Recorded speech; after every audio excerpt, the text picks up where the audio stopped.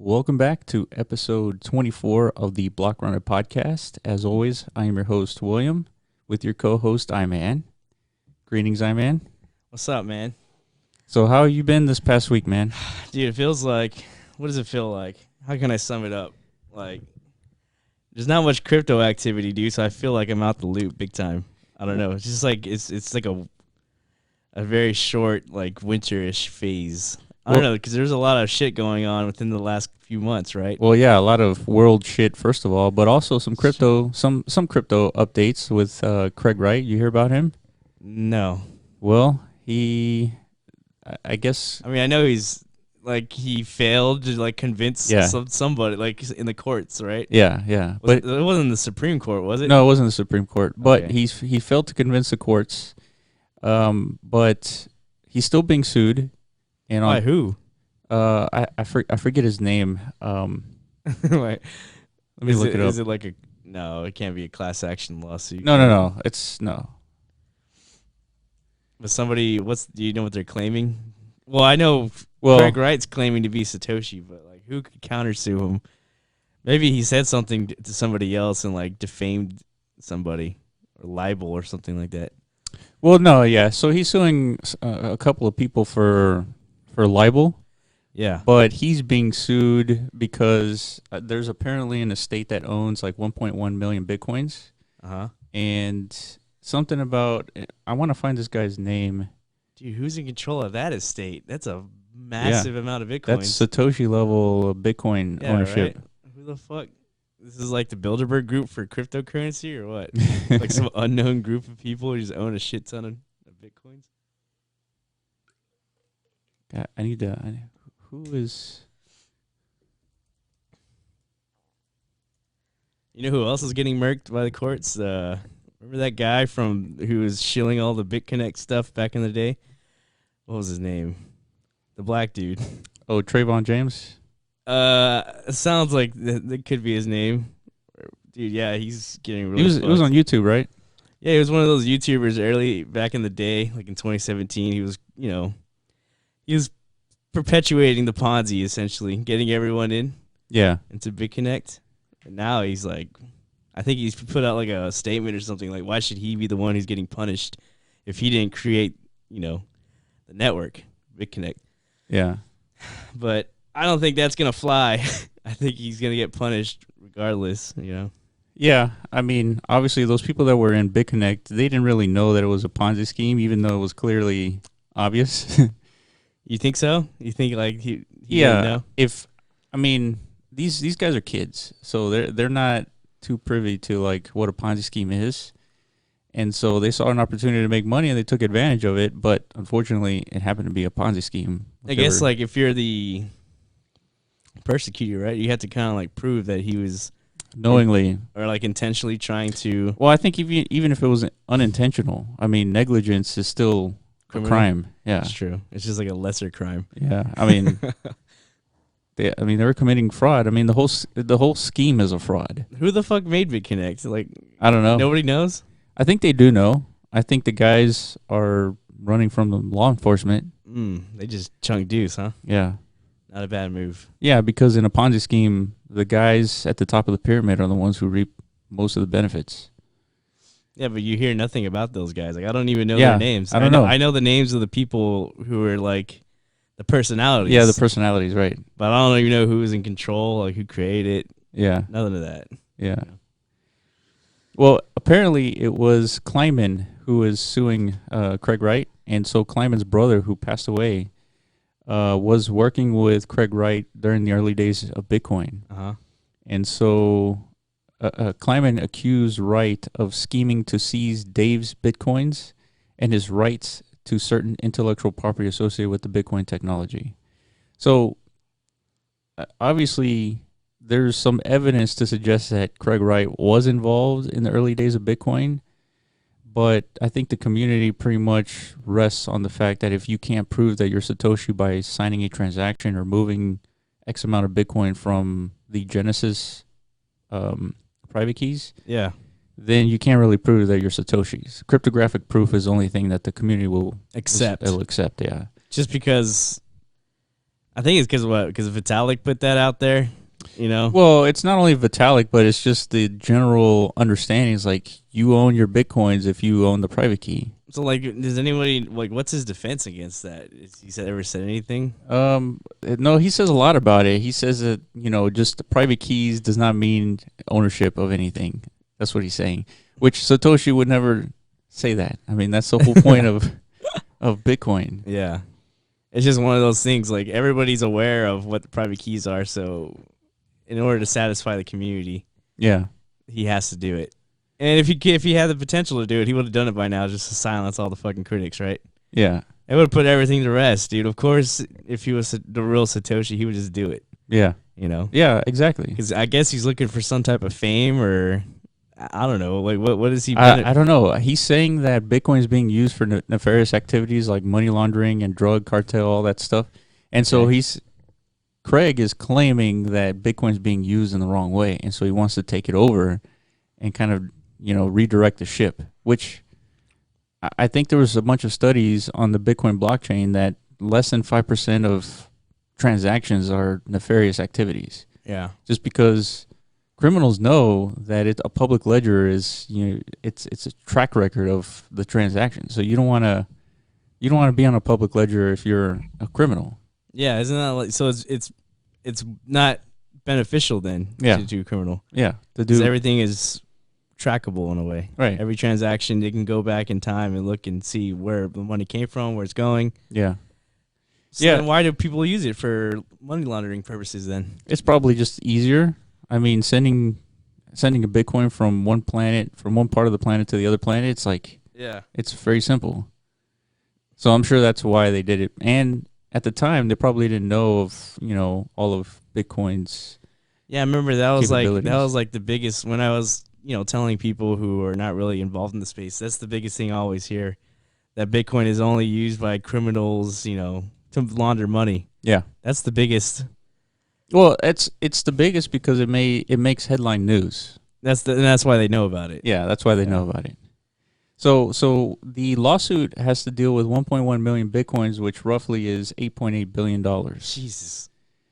And this is no small potatoes, dude. That's a lot of money. So Wright argued that Kleiman's claims are without merit and that the plaintiffs lacks any standing to file a suit, claiming the attempted shakedown based on thin soup of supposition, speculation, conflicting allegations, hearsay, and innuendos. So, I mean, somebody is suing Craig Wright for access of 1.1 million Bitcoins, which he does not even have the private keys to. So I'm not sure what is happening here. Yeah. Like, are they claiming that Craig Wright owns those Bitcoins or what? Not really, right? Not really. I mean, I don't know what they're suing.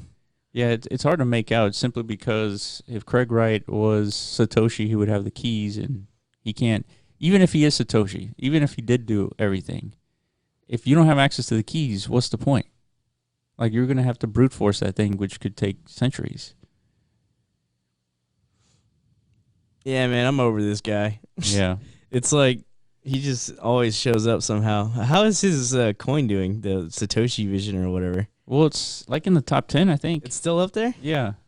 That's what's more interesting to me than anything is how he's gained like a cult following.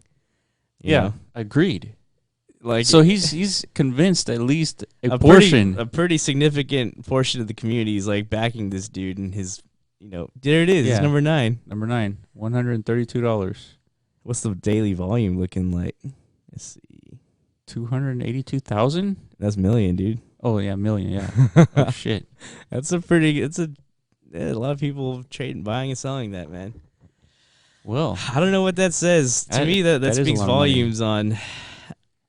I don't know. His ability to convince, like, he's actually making... Not just him, just like anybody's ability strides. To convince like large portions of people. It just reflects on the tribalism, I guess. I don't know.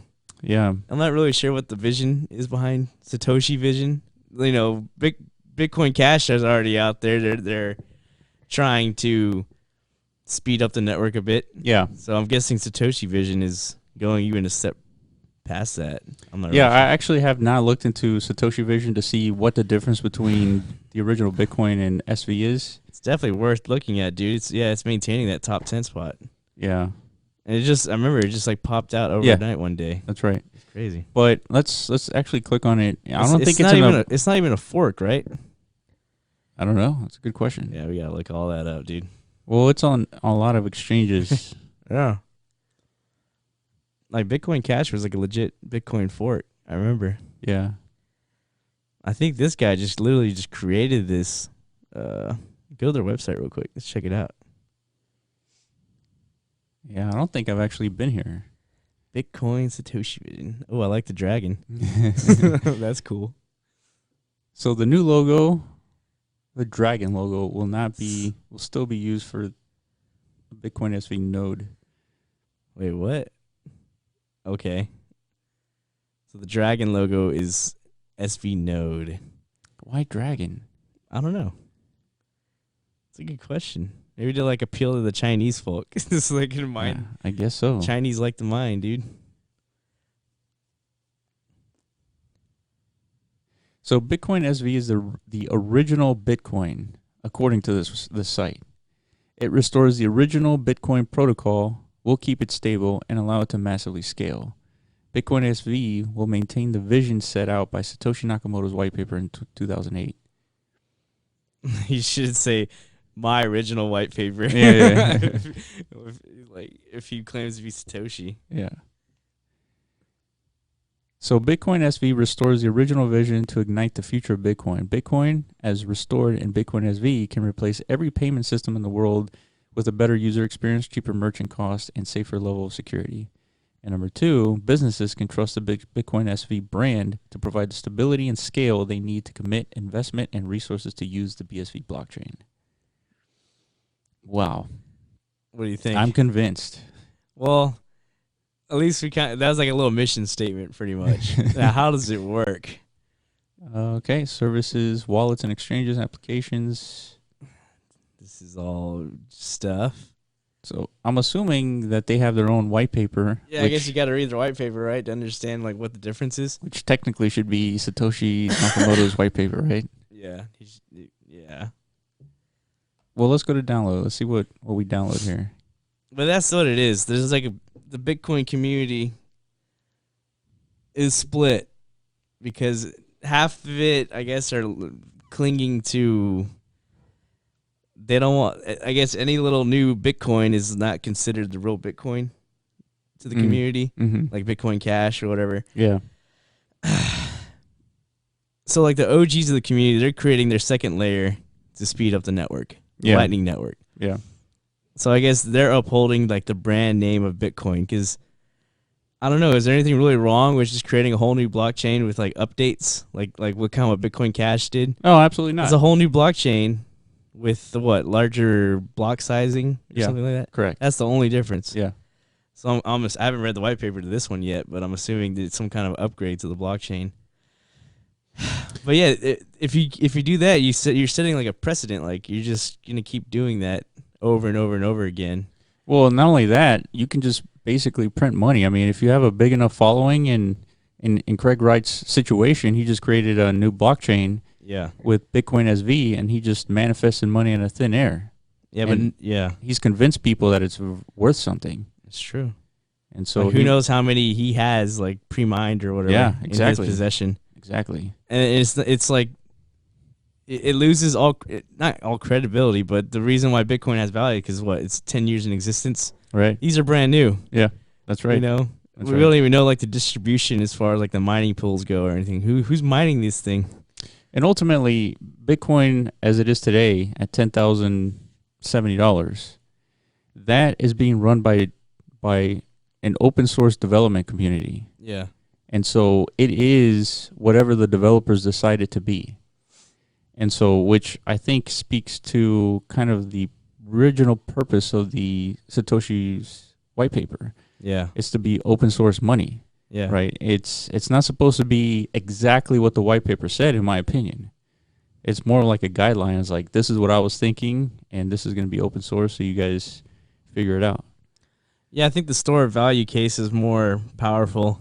I agree. Honestly. Yeah, for the world is more powerful. You don't need a payment system. You need a store of value, something that a digital store of value. Yeah, that's never been done before. The world could use it as the world reserve currency, something that's independent from countries. There's a lot of people saying that. I think there's government people now that are starting to come out.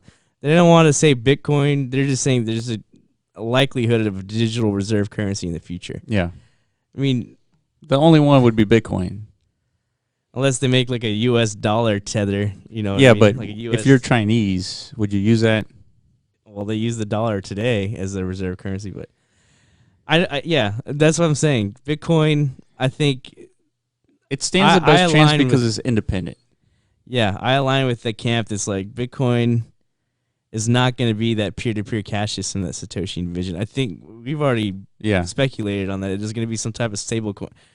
Anybody could have their own stable coin pegged to Bitcoin. Yeah, it seems like that's the trend. We just heard about Binance is making their own stable coin. That's right. There's tons of countries already talking about they're making stable coins pegged to gold and other assets. Facebook, Walmart. Yeah, Walmart. Everybody's getting in this game. See, I think this might be like the year of the stable coin, and eventually everybody will figure out that that's a lose-lose scenario, because there's stable coins that are pegged to a Bitcoin or pegged to like something like decentralized that DAI is trying to do. Yeah. That's a lot more efficient than it is to peg to like a fiat currency or gold, because you have to have a central party kind of manage all that.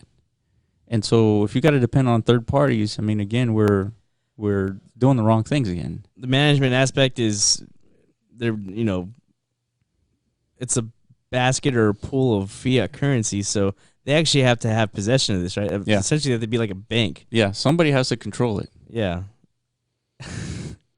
I don't know what's going on, man. So I keep hearing more and more stable coins popping up. Like, there has to be a reason. Like, it's weird. It's like this is I wouldn't say the equivalent, but it has the same kind of action and momentum that ICOs had in 2017. Exactly. Yeah. It's like you see all these stable coins popping up, but most of them are going to fail. Just because they don't make sense. Yeah, and it's not something like we could speculate on, right? Because it's not like stable coins are supposed to be stable. They're not going up or down in value. Yeah, but what's there's interesting, a rush to create these things for some reason. The stable coins that have some functionality, like DAI, you can put DAI in compound and you can make 12%. Well, that's not really DAI's functionality. That's compound. Yeah, I guess that's like a third-party lending platform, right? But think about it. If you create a stable coin and the community starts using your stable coin for services like Compound, well, your stable coin has a lot stronger staying power than something like a Libra would. Yeah. Well, I think DAI's biggest thing is because it's truly decentralized. It's backed by a decentralized organization. Yeah. A DAO or whatever you want to call it. Yeah. Which is fucking awesome in my opinion. The more and more I find out about it, it just sounds great to me. Yeah, I agree. You know, and also in Compound, you can do you can stake your Ethereum, just like you can stake DAI to earn interest. You can stake Ethereum and now Bitcoin. So it's called wrapped BTC, but they give you like 0.13%. So what do you mean 0.13? For interest. So you can stake your Bitcoin and you're still exposed to the volatility of Bitcoin, obviously.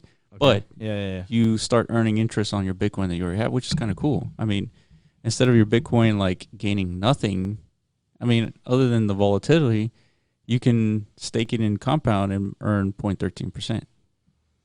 0.13 or 13%? No, 0.13. It's less than 10% of an entire percentage. Okay, but if you stake your Ethereum, or don't you get like that 13 or like 10 to 15% rate? No, Ethereum is like 0.2%. Then what's the platform where you can get like that's? Well, DAI. So if you convert your currency into DAI, then you stake that, and then you get 13%. The DAI. Yeah, the stable coin. Okay, so by staking your Ethereum, you're kind of just like adding liquidity to the DAI pool. Is that what you're doing? You're adding liquidity, but what you're doing is you're earning interest on your Ethereum or Bitcoin. You're still earning interest on those while you're exposed to the volatility of Ethereum and Bitcoin. Instead of converting your Bitcoin into DAI, putting that into Compound. Because Compound is the lending platform. Yeah. By putting it in Compound, you're giving people access to borrow money, essentially. So you're handing out loans to people. Yeah. Okay. And so why wouldn't everybody just do that? Well, see, but if you think about it, right now, Bitcoin has a higher upside, right? It could go to $100,000 in 2 years. Okay. So I guess by putting everything into DAI, you're missing out on potential run-ups in the price of Bitcoin. Yeah. So then you're exposed to like bear markets and you're exposed to like all this volatility stuff. So it's a risk. But if you're going to be holding Bitcoin, might as well hold it and earn some interest on it. A little bit. Yeah. I wish it was a little more tastier than 0.13%. Let me see if I can even... you don't get shit for holding tethers. In fact, it's like more of like fucking headache, dude. I'm like scared every day I have tethers in my fucking portfolio. Any day I could just get... what was that? What was what? Oh, total supply. Compound currently has... let me see. $1 million worth of BAT. $37 million worth of DAI earning 13% interest. 84 million of Ethereum earning 0.01% interest. That's nothing. Rep earning 0.02%. Have you been keeping track of like the growth rate of compounds? Like yeah, so there's a website called because I think I remember like last time I looked at this, I think I remember only seeing like $9 million in there of like liquidity in Compound or something, or DAI. So I'm curious to see how much they've grown. Yeah, DeFiPulse.com.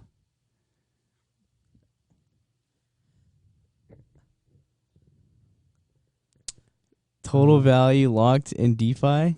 So this is the D is going down, huh? Interesting. Yeah, it went. So it went as high as 480 million, and now it's at 480 million. It's a pretty significant little dip. I wonder what is that attributed to? Well, let's look at this is the past 90 days. Let's look at for the past year. And all time, okay, so it's about a year old, just about. Yeah. A little over a year. That's a nice little growth curve, and then it just took a dip recently over the last couple months. And look at Compound, number 2. So locked in 100 million. What's water? Is this it? The first one was water? Oh, shit. You want to talk about Compound? Here it is. Yeah. So in USD, $100 million locked. Mm-hmm. In Ethereum, 529,000 Ethereum and almost 10,000 in BTC. Okay. That's pretty good.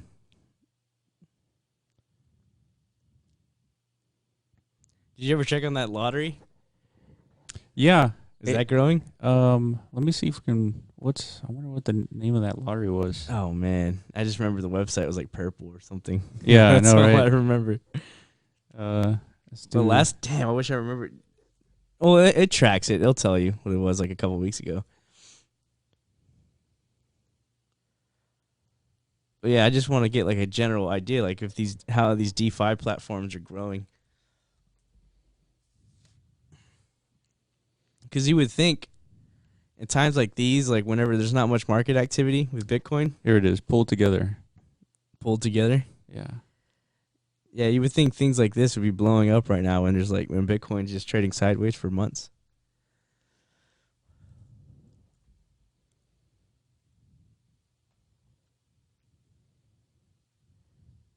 Maybe not enough people know about these things, though. That could be it. So there's another one launching in 6 days. What? Another lottery? Yeah. Okay. So let me go to the homepage here. 3,000 DAI.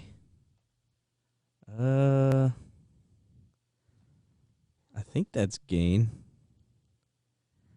I think last time we checked it was like $800 or something like that. 800 DAI.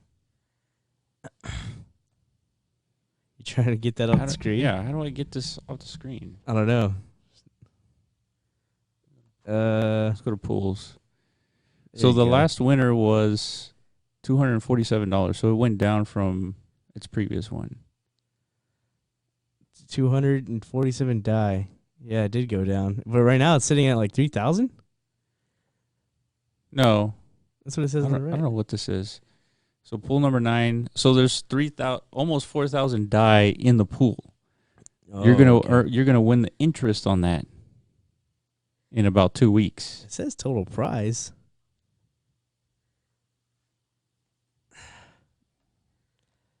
I can't even go back. This is a weird website. The website, it was way more. It worked way better like last time. Yeah, it was more intuitive. I don't think it's changed much, has it? It's the no loss lottery. Well, at least there's that. We could see. Okay, so it went down a little bit. That's not cool. I was expecting it to go up. Yeah, the thing is, I mean, this is like you buy tickets. Yeah. With like, let's say it costs $20 worth of die. Yeah. And so you buy a ticket to potentially win the pot. The interest of what, $10,000 worth in compound. But it's a collection of all these entries essentially for that pool. Exactly. Yeah. So let's say 1,000 people put in $20 each. It's 200,000. Yeah. That is in compound, right? This is linked to compound. Pool together. Yeah, this is linked to compound. That's where they get the interest pool from. Correct. In compound. Okay. Well, I guess this means like less people are doing this. I guess like the initial rush is probably from people finding out about it. Mm-hmm. So yeah, this is what I mean. Going back to compound wrapped BTC. Uh-huh. So if you stake your Bitcoin, they'll give you 0.12%. And so there's $43,000 worth of Bitcoin right now.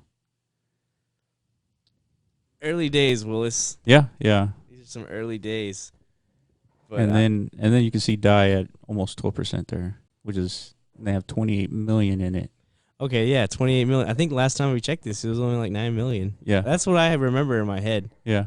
So, yeah, that's growing. The pool of DAI is growing for sure. And people are taking out loans at 16%. The beauty here is that you don't have to go through any like tests and filters. Yeah, you don't have to do the whole qualification process. Right. And there's a total supply of $160 million. I mean, this is growing. And total borrow, $46 million. See, this is a healthy loan borrowing system. Yeah. Right. There's only a maximum of $160 million that you could borrow, and there's $46 million currently being borrowed. So there's like a nice little reserve pool. Yeah. Just in case something happens. And maybe that you'll never exceed maybe 50% of this. So the maximum you can borrow is like 80 million. Mm. Yeah. Like that's how creditors like to keep like if you have a credit limit, they want you to like only spend 30% of it or something like that. Yeah. Which I never do. Yeah. I always right. max the fuck out of every card I ever have. But look at this. Like there's only roughly 10,000 suppliers and 1,300 borrowers. I mean, nobody knows about this. 10,000? Yeah. For $160 million? Jesus Christ. That means I'm one of the 10,000 supplying money into compound. Let's do some math on that. 160 million divided by 10,000. I just want to see like the average staker, you know? Divided by 10K. 16 grand is like the average. That's fucking crazy, man. That's a reasonable amount of money to be, earning interest on. But now do 16,000 times 12%, 0.12. And then you'll see what they earn on a yearly basis. Times 0.12? Yeah. $1,920. And then divide that by 12 months, and that's how much they earn per month. $160 a month. Yeah. So the average... That's enough to pay like a phone bill for free. Yeah, pretty much. If you're staking 16 grand, which apparently is the average here, dude, that's pretty goddamn impressive. Yeah. These fucking crypto people are rich, man. Like, the average 16 grand to stake on this? It's intense. Most people don't even have that in their like normal bank account, right? Yeah, no, that's true. But if you're gonna have $16,000, it's better to have it in compound than it is in your bank account. No, I 100% agree with that, dude. Like, if I had money to put in this bitch, I would totally do that. Like, fuck. Yeah, like I said, we should totally tweet at Andrew Luck, be like, dude, you need to put your retirement nest egg into this compound thing. Oh yeah, man! You know freaking Andrew Luck retired, right? Yeah, dude. If you're an NFL fan, that's a big That's shocker. a shock. Yeah. Yeah, I heard about it last night. It was crazy. He was supposed to be the second coming of Tom Brady or Peyton Manning, and he just quit. Yeah, because of injuries. But well, he said like mental fatigue. I guess stemming from like years of injuries. Yeah, and I think it's not. Well, think about it. If you get injured, it takes roughly 6 months to get back. And then after those 6 months of like training, you get back in it, you get injured again. It's like, yeah, that would piss you off, right? Yeah, he can't ever deflating. Yeah. He has a lot of promise and he's obviously super talented, but I think it's a smart move, you know. A lot of people in the NFL like are getting like really fucked up like long-term wise with like concussions and stuff, all the repercussions that come from that. And obviously he's injury prone, so I don't know. He doesn't have the best offensive line either, so he gets hit a lot. That's true. So while he's still young and still healthy, and he's got more money than I think he knows what to do with, he's a smart guy. He's a Stanford graduate. You know, he's going to be fine. He graduated? I think so, yeah. He has a degree. Oh, okay. So he's a smart dude. He'll figure it out, you know.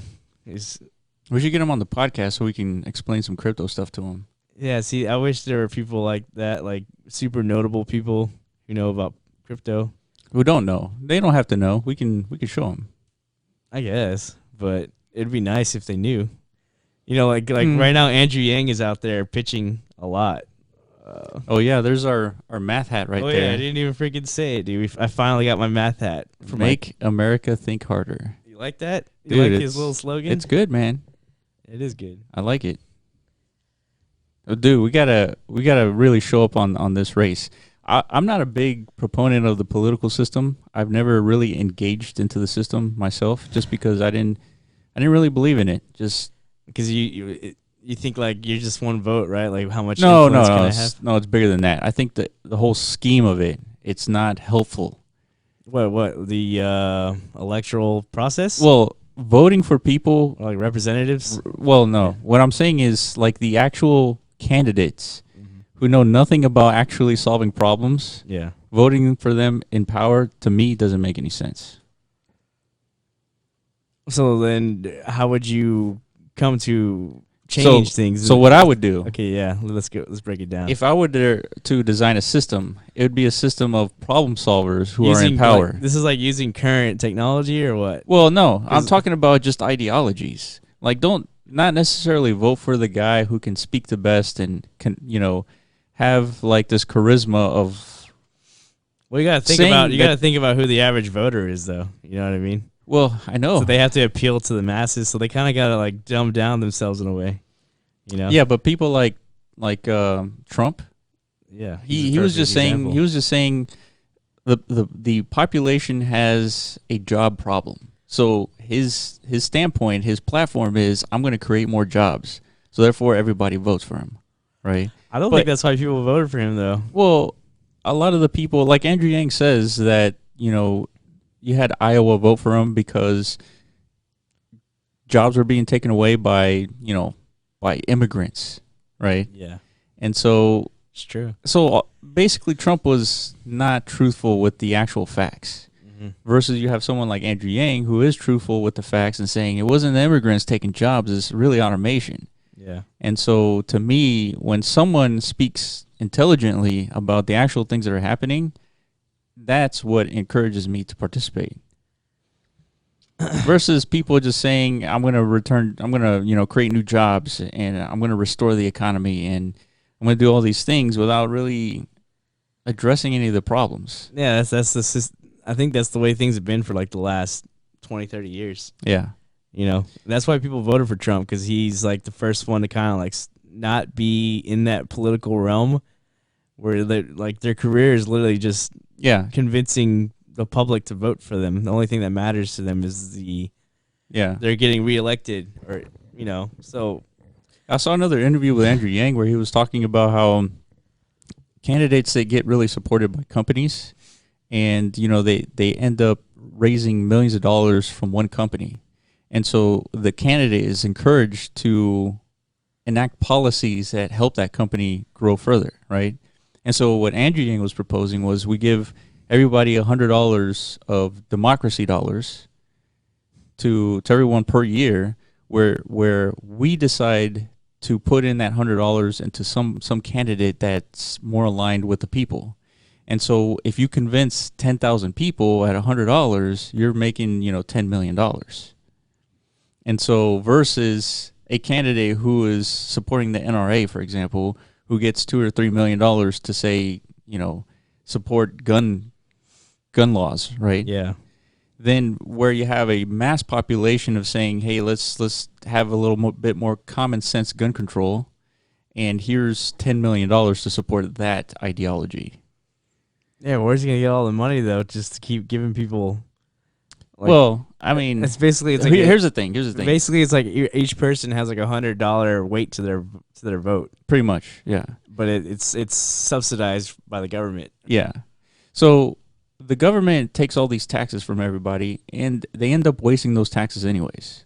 So instead of wasting a good portion of those taxes on what they're wasting it on, just give that money back to the people, have them decide, $100 worth of democracy dollars and $1,000 a month to do whatever you want with. But it never ends up going that way. It's always like we'll introduce some new type of government plan which increases spending, but it's never like we end up cutting spending from somewhere else. It just keeps on piling on top of each other. Well, that's because in the system you can do that because there's an infinite amount of dollars. For now, yeah. Well, for now, yeah. But they just keep on running up this debt, right? That's what I'm saying. So it's kind of scary, not scary, but it's going to be a hard sell for especially a lot of people on the who are like fiscally conservative side who want to cut spending. Yeah, like all these things Andrew Yang's proposing. So he is planning on cutting spending, but where? That's the thing. There's a lot of places. But this is like more shit. Like every politician, every time there's a new election, they say the same thing too. Yeah, they do. They do. It's like we're gonna cut spending. Like where? They give like little chunks here and there, but they end up spending more in the long run than what they're cutting. Right. Just piling onto the problem. Yeah, and the problem. I mean, it's not just U.S. problem, right? It's the whole world is $250 trillion in debt. Like, there's not enough money to pay for all that. No. And so it's the system is the problem. Yeah, I think there's like a lot more awareness nowadays. Obviously because of the internet. There's so many people like calling for recession. Yeah, it's kind of crazy. Yeah, like I see it everywhere. There's like all kinds of Twitter influencers. Like it's like that Margin Call movie I watched, right? You watched Margin Call? Yeah. Or yeah. Okay. Well, was it Margin Call? What was the name of the other one? Big Short. Big Short. You watched that one? Yeah. It's like the guy was calling the housing market to crash 2 years before it actually did. Yeah. And so he was on the brink of like getting fired and like all that stuff. Remember that? Mm-hmm. And so but those were different times, I feel like. I mean, the internet existed back then, but I don't think there was as much social media didn't exist. There was as much prediction of like a downturn or widespread consensus of a downturn. Yeah. Yeah. Nowadays, it's like everyone's talking about it, everyone's anticipating it. Well, it has to happen, right? We just don't know. We can't predict when it happens. No. But we know that it's going to happen because it's happened, decade after decade. So it's like we got to make the decisions now as to what to do with our finances, whether put it into gold or whatever it is, so that it's you really only have a couple of choices, right? Gold or Bitcoin. Yeah, silver. That's pretty much it. Yeah. Real estate. Nah, not even that. Real estate is good, but the only problem with it is that it locks up your funds for a long time. Mm-hmm. Sort of like what we've experienced with Decentraland. Like, you could try to sell your land, but it might take a while. It might take months. I have no idea. Hopefully, I don't have to think about that anytime soon. Oh, yeah. We're not going to sell any of our land, but yes, it would be nice to see like if like land valuations have gone up. When did I purchase that land? Like 3 months ago? Yeah. 2 months ago? I saw like a Twitter post of some dude. He said like, "Oh, I just bought this parcel of land 2 months ago, and it's already doubled in value." Yeah. Or like he sold it for double of what he bought it for. But it's like it's still a wash because the value of mana is like half of what it was 2 months ago. Yeah. You know what I mean? So No, like, absolutely. he didn't make any money.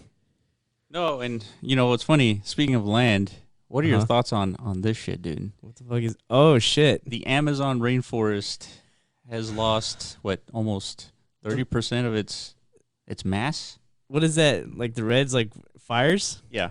Good lord. So there's been 72,000 fires in the Amazon rainforest. Yeah, this is like and I've seen a lot of people talking about this. Not only that, Trump, I think, is encouraging like this sort of like not doing anything because he doesn't believe in climate change, right? So he thinks this is not doing. Wasn't this caused by like planet. people though? Like a lot of farmers are like they're burning down these forests to make space for their.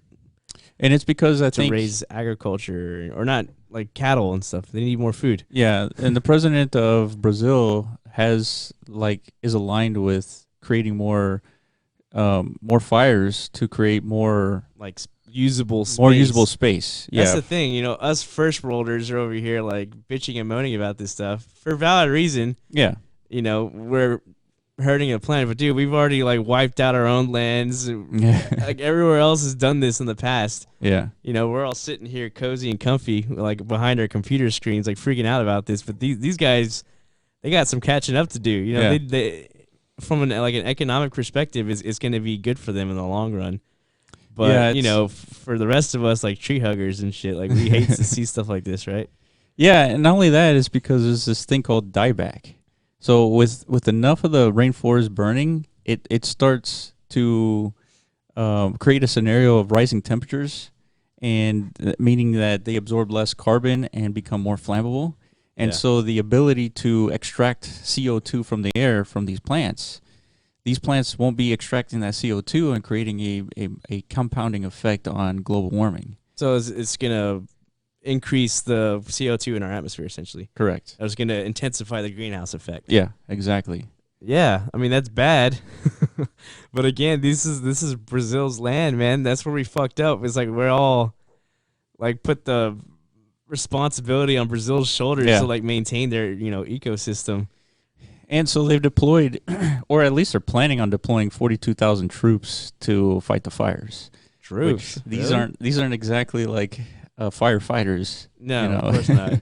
How the fuck are they going to fight a fire, dude? Well, I think with their military resources, they can figure it out. But you know, this is definitely a bad thing, and I think maybe those farmers probably they commonly burn the rainforest to create their harvests. But this is a case of like it got out of control or something? I think it did get out of control. Yeah. But it got out of control because the environment sort of encouraged it to get out of control.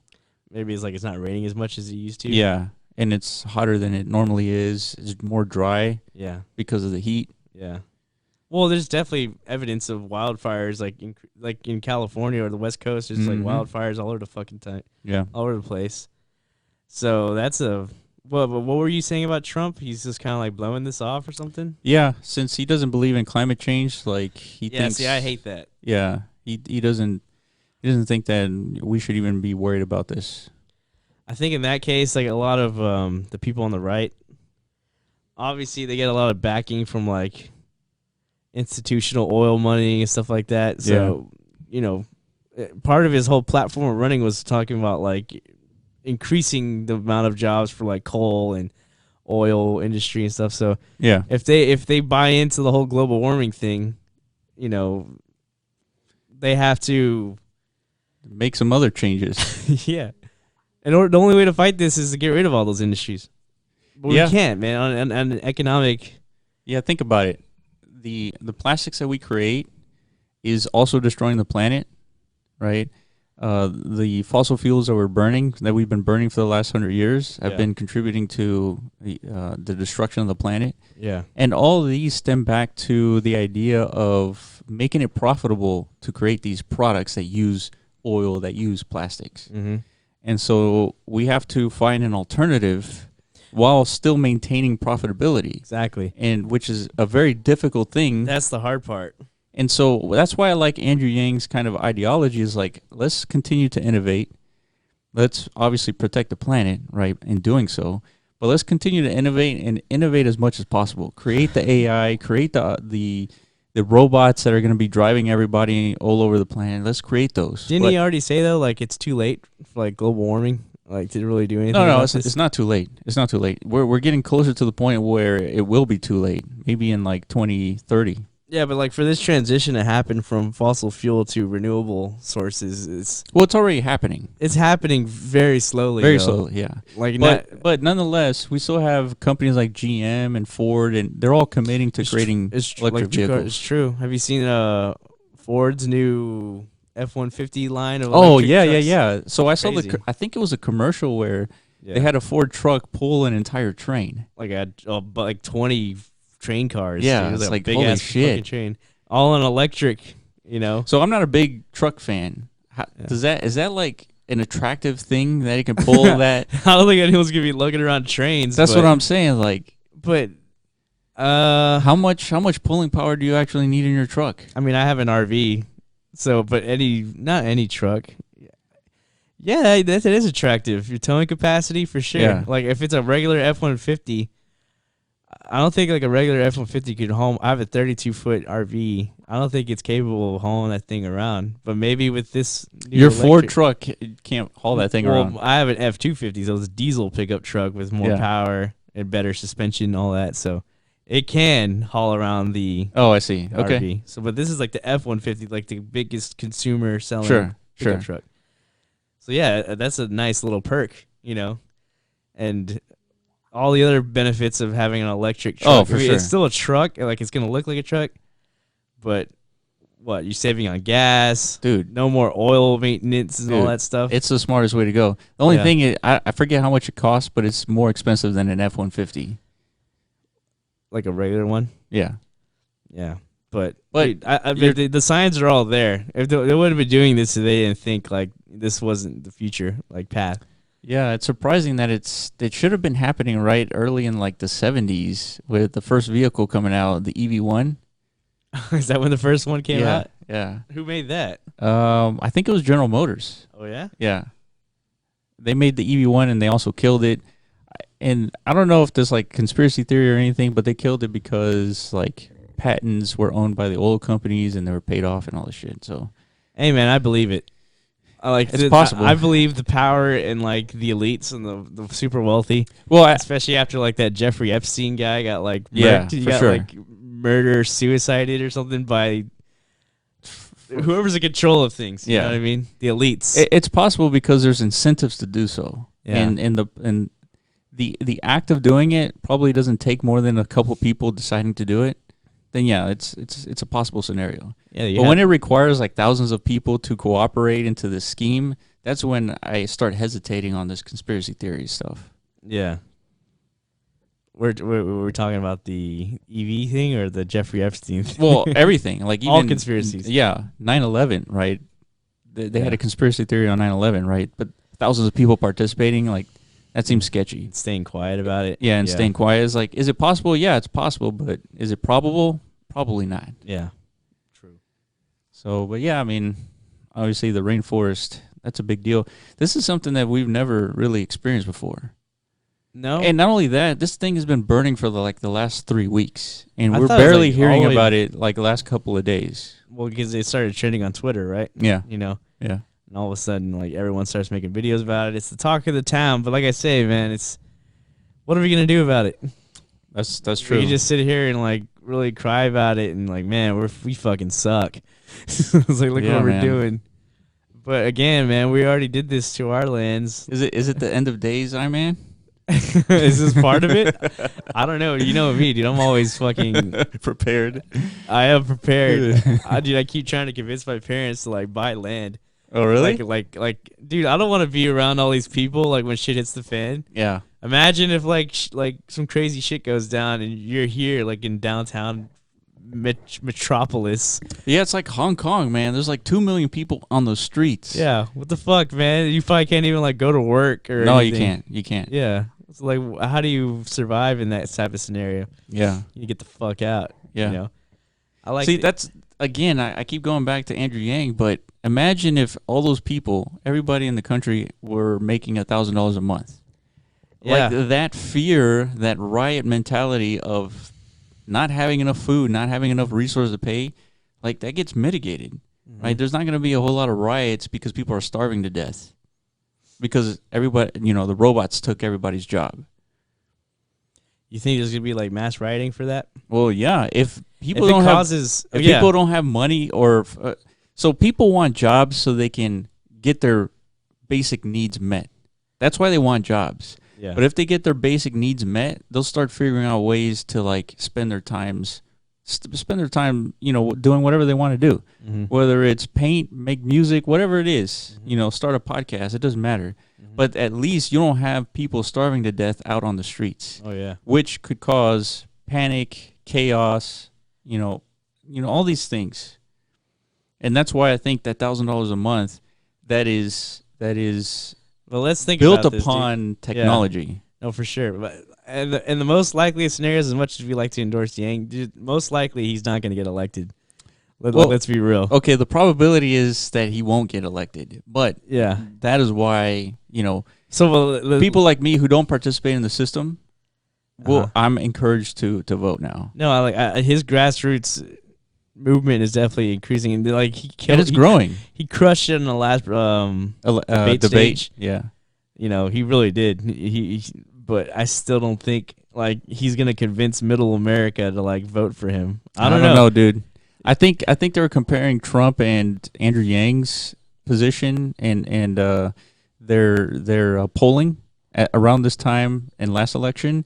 And they're polling exactly the same, Trump and Andrew Yang. Yeah, that's one thing I noticed too. Like when Trump first started his campaign, he was polling like 1-2%, yeah, something like that at the very beginning of the race. And nobody thought he was gonna win. It was a joke. Yeah, it was a joke. Thought it was like just memes, but he fucking pulled it off, man. And so, yeah, I agree.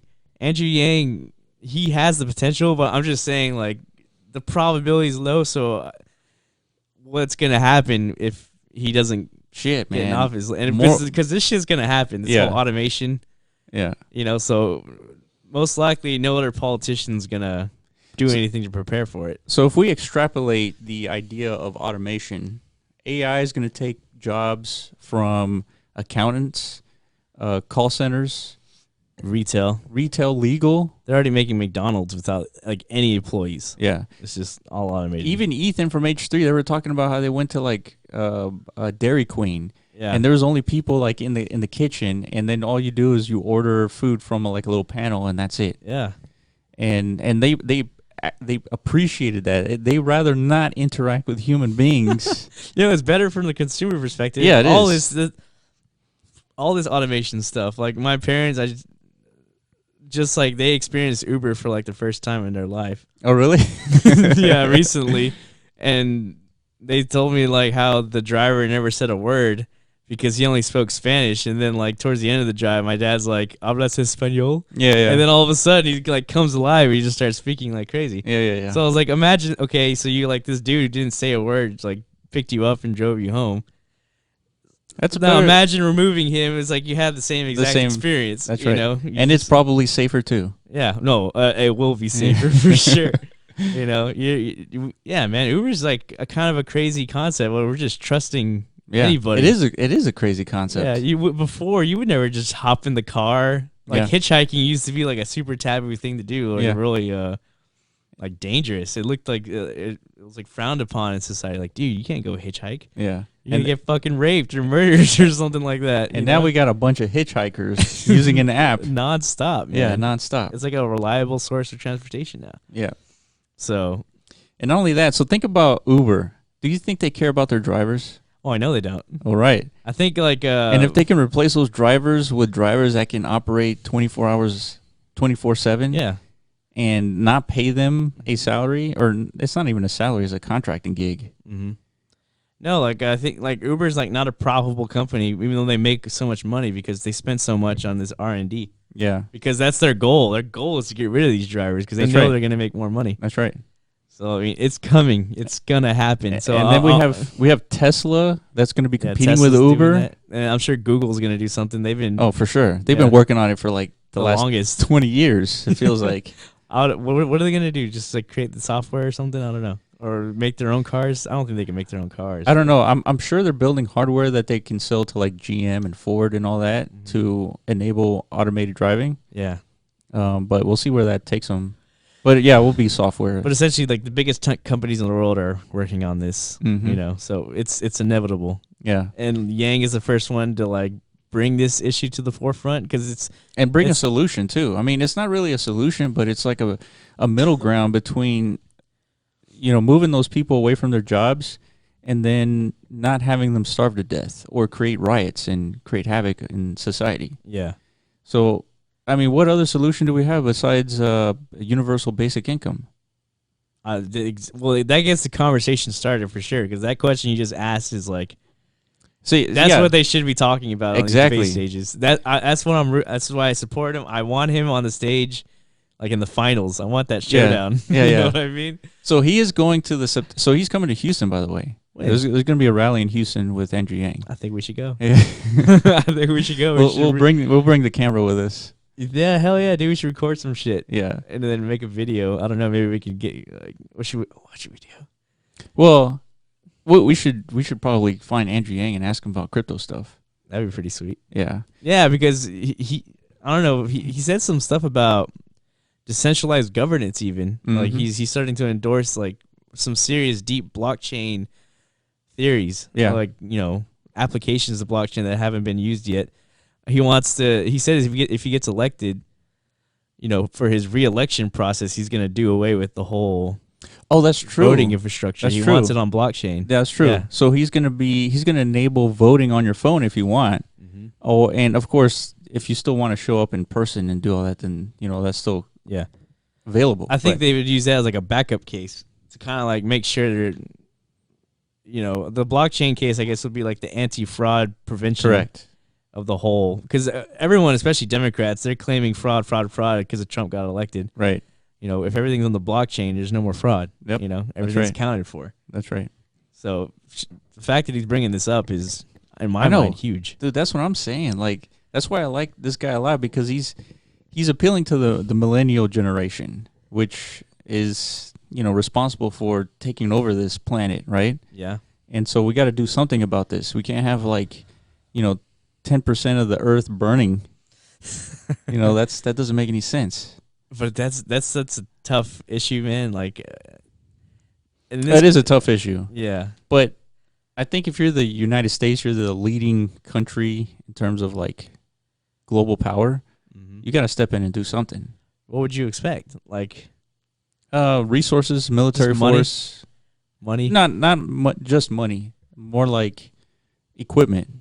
Send some, some equipment over there to help. Whatever it is, whatever's needed, that's what you would do. Yeah.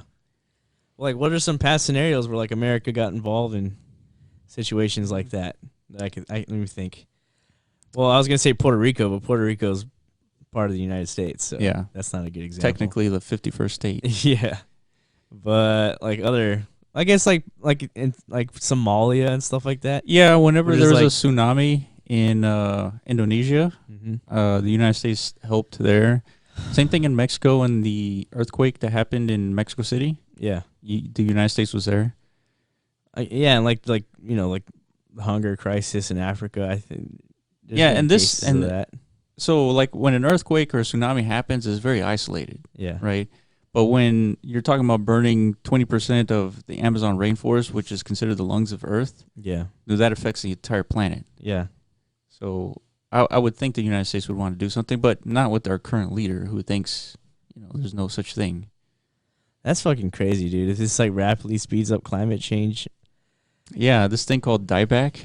Yeah, no, that's that accelerates the climate change. Yeah, well, just looking at that map, that's a large portion of the world on fire, dude. Yeah. That's fucking huge. Yeah. That's like if like a few nuclear bombs went off, all that space it covered. Yeah. It's like Chernobyl. Yeah, man. Yeah, this is like a big disaster. That sucks. But fuck. So yeah, I mean, ultimately, if it's not universal basic income, what's the solution? Like, what are you gonna do with all these people that have their jobs displaced by robots? Well, like, the thing is like the time length of having a human drive people to having most cars be driverless is so long. We're talking about a span of 20 years that talking about it like today, where humans are generally driving cars, it's hard to see that we're going to be in a world where almost nobody's driving cars. It is. And then anticipating that today, like, it's hard for people to grasp. It's hard to visualize. Yeah. Just like it's like 15 years ago, it'd be hard to visualize, like, everyone's got like a screen in their fucking pockets. A freaking supercomputer in their pockets. Like, you can't predict these things, man. They just kind of happen and show up.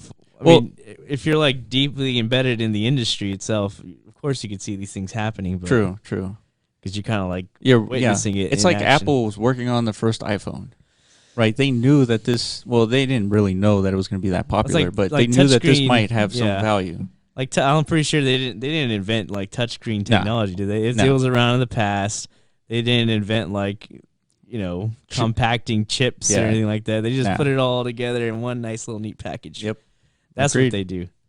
So, and they're really good at it. I mean, that's one of the $1 trillion companies along with Amazon. Mm-hmm. I think Apple was the first $1 trillion company. Yeah, like, who would have envisioned, dude? I'm fucking addicted to like these like DoorDash and shit like that. Oh yeah. Remember last time I was here, like we ordered fajitas and like had a fucking fajita party, dude. Ever since then, man, I've been just like grubbing out of control, dude. It's too easy, man. It is. This could be another problem for our like society, like apps. Not like only that, not only like grubbing food, but like ordering your groceries and getting it delivered to your house. It's being delivered by a automated car. What, the groceries? Groceries, yeah. Have you done it? No, I haven't. Oh, okay. The only reason why I haven't done it is because I like to pick out my groceries. Like when you get like actually, avocados and like you want to get the right ones. Yeah. And you don't want to get like some some dumpster tier. Yeah, exactly. But why do you think that one's a problem? I think well, I'm not saying it's a problem, but it's going to be one of those things where like it is better just to order food and get it delivered to your house than it is to go out and everything. Amazon's changing everything. Like our consumer behavior is what I'm saying. Like, you know what I think about often is the boxes that Amazon uses. Like, we recycle everything. But I mean, that's a lot of boxes, dude. That's a lot of stuff going into the recycling bin. Yeah. It doesn't seem like it's a great idea for the environment. No, I'm sure it isn't, but I mean, what are you gonna do? That's another thing, man. God, we need our packages, man. We do. You know, but the DoorDash thing in particular, like I said, it's like fueling.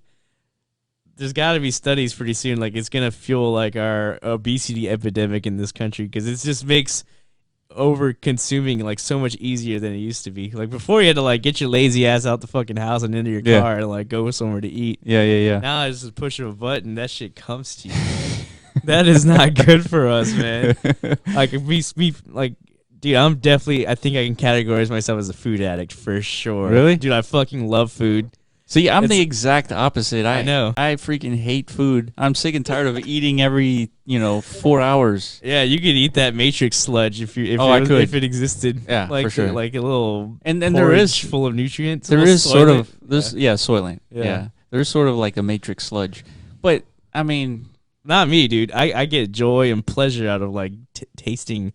I mean, I do too. Shit. I mean, I like to eat good tasting food, fajitas, pizza, hamburgers. I like all that. Yeah. But I rather fuel my body than just to eat food. Yes, yeah. But that's just me. That's just you. But the problem is it's just so and what I do is I meal prep on a weekly basis, and I've been doing that for almost 3 years now. Basically eating the exact same thing for 3 years. Now, sometimes I interchange the meat from pork loin to chicken. I've had fish, for a couple of weeks, but to me, like it tastes great. I mean, it tastes really good. Yeah. But it's the same thing every day, and I just eat it in like 10, 15 minutes, and then I'm off doing whatever I need to do. Yeah. And I'm okay with that. And then once a week, maybe twice a week, I eat like turkey burgers or, something random like fajitas like we had that other week. Dude, but that was like your once in a dude. True, but it's like 6 month meal. I don't even feel bad for eating bad food. Yeah, I know, because the majority of the shit you eat is like good for you, healthy. See, I think that's a healthier way to live. Just because you can eat, you can go to Burger King, right? You can go and eat fucking pizza. You can do those things without like any regret, as long as you're not doing it more than once a week. That's the thing. But that's what I'm saying. It's like the ease of access to it is going to create a problem to people who don't have the kind of willpower discipline that you have. I don't know what it is about you. I don't know. I think generally I don't like food that much. Yeah. Like I just simply like it tastes good. It tastes as good as anyone else tastes, like a cookie or cake. It tastes equally as good, but in my brain it's like for the few seconds of joy that you get from eating a piece of cake, it's not worth the damage it actually causes in the long term. Yeah. And so like I rationalize not eating cookies and all that stuff. Yeah, so you're not addicted to food. That's the You're using food the way it's intended to be. But the problem is with an actual food addict. I don't think a lot of people. I don't know. It obviously has the same chemical reactions in your brain as like a drug does. Yeah, for sure. It's like as far as dopamine and the feedback effect of like you're doing something enjoyable, so it gives you like a little shot of happiness, right? I think what contributes to like the good food and constantly eating good food is there's like you're saying that addiction. But if you literally stop eating it, and it'll be hard, but if you stop eating it for 2 weeks straight, you will not even want to eat pizza. You will not want this stuff anymore. It is weird. Like I remember when I grew up as a kid, we would go to Burger King every week. And every week I wanted Burger King. And throughout the week we would eat like chicken nuggets or fried stuff, whatever we bought from the grocery store. It's just like regular kid food, right? Yeah. But there was a point, I think maybe in high school, college, where I just stopped eating that trash. And then I just didn't want it anymore. Like there was like this no desire to eat unhealthy food at all. Well, I think you probably just became more health conscious, I'm assuming. But what I'm saying is I think there's a chemical influence. 100% there is. That if you just stop eating unhealthy food, you will literally not want to eat unhealthy food. Well, it's like breaking a drug habit. Yeah, exactly. Same thing. Yeah. You know, you got to go through like a rehab process. Yeah, you got to maintain. I mean, obviously there's no like serious, I don't think there's like some serious withdrawal effects from food like I don't think so either. I think there's the only withdrawal that you're gonna feel is like the want of pizza. Like you're gonna want it. Like you'll be like miserable, but it's not gonna like kill you. Like certain drugs, if you're addicted to, and you just go cold turkey on them, they can actually kill you. And I still have those wants and desires too. Like, but that's only happens when I'm very hungry. Yeah. Like if I haven't eaten in over 6 hours, then I will eat. Like if I find a cookie, I'll eat it. Right. But if you eat like the healthy food, you're not gonna be wanting that cookie. You're not gonna be wanting like this other stuff. Yeah. So if you just feed your body the fuel that it needs, you're not gonna be thinking about like, unhealthy food. Yeah. Like fuck me, man. I don't know. This is just more where we're just separating from our natural state again. Yeah, it is weird. It's just too much. Obviously, like the whole purpose of like capitalism and the way our society is structured is the way businesses operate. The goal essentially is to make human lives more and more convenient and easier. Yeah. And what are you looking up? No, I was gonna go to the next topic here. Ooh, Decentraland. But yeah. This is I don't know. I got nothing against DoorDash or Uber or anything like that. Just fucking A, man. Like when do we stop? Yeah. Like I think what's the end game? Like where we're all just like plugged into our VR machines, like with tubes, connected to us, and we don't even exist. Well, what a segue to Decentraland. Well, we were really talking about it because the car that's going to be delivering the food to you it's not going to be from a human. No, it won't. Of course not. Like, and that's the thing is like these companies will be successful and they'll be delivering food throughout the city, but there is only going to be like a handful of employees running that company. Yeah, like you're going to have more mechanics in that company than there are people, you know, in the offices of that company. So yeah, the big job of the future is going to be maintenance. Mm-hmm. You got to maintain all these machines. Yep. Technicians. Yeah. Yeah, so if you got kids in school right now, yeah, lead them to that direction, you know? Yeah, I don't think you can automate fixing a vehicle. I don't see why not. You could, but it's not in the near term type of, AI. I mean, just like logistically, all it is like identifying a problem and fixing it. Like, there's no reason why a computer can't do that. No, that's true. They just have to get to that point, you know? Yeah, that's true. What are you bringing up? The land? Yeah, we're trying to go to our piece of ownership. Shit. It is extremely slow, dude. Dude, when are you going to buy a new computer, man? Shit, I don't know, man. Up until this Decentraland, my computer has been perfectly fine, perfectly capable. Because you don't game and stuff. You never had like an actual stress test on your computer. That's true. Video games is like the ultimate stress test. It is. If you're trying to play like new shit. This is Unity, the game engine, which is like, dude, I had to buy a new computer because there's another game called Rust, which is built on the same game engine. Like I could never play it, even though I really wanted to, because the engine was just too much for my computer to handle. So I understand why your computer is like freaking out. This is a tough engine to run. So let's redo this. So yeah, I mean, Oscar has been adding a lot of stuff to Decentraland. So he had a leaderboard, and have you seen it? Oh, I guess you can't get in really. Yeah, man, I wish I could, like whenever I wanted to. Yeah. Like it's been a few times where I try to log in, and then like I hope that Oscar hits me up with that code, but he doesn't. Yeah. So I just get left at the loading screen, but whatever. Yeah. Yeah, and the thing that we want to create with Decentraland, or our parcel, is we want to make it kind of ridiculous. We want like fireworks show. We want dragons flying around. We want like a crazy show in our parcel. Just because, first of all, any landowner in Decentraland can start making money using what we build here. And so what we're looking to do is franchise these games and have other landowners host our games, and then we'll share the revenue. And so if you're a landowner, you'll deploy one of our games, and then we'll split the revenue 50-50 with the owner of the land. And then if, let's say, a player who plays this game and ends up winning the lottery pot of the day and the month, whoever wins, but they win from your land, you'll get to split some of those winnings to the landowner. But let me ask you this question that in my mind, I think is like the biggest barrier. Like, if you're creating this, basically all the games on our already existing land, and then you're opening up these same games for other properties, why would people not just all come to our land to play that same game? Why would some other landowner benefit from hosting our identical game? Let's say you're a landowner that doesn't have access to developers, and you got nothing. You got vacant nothing. Land.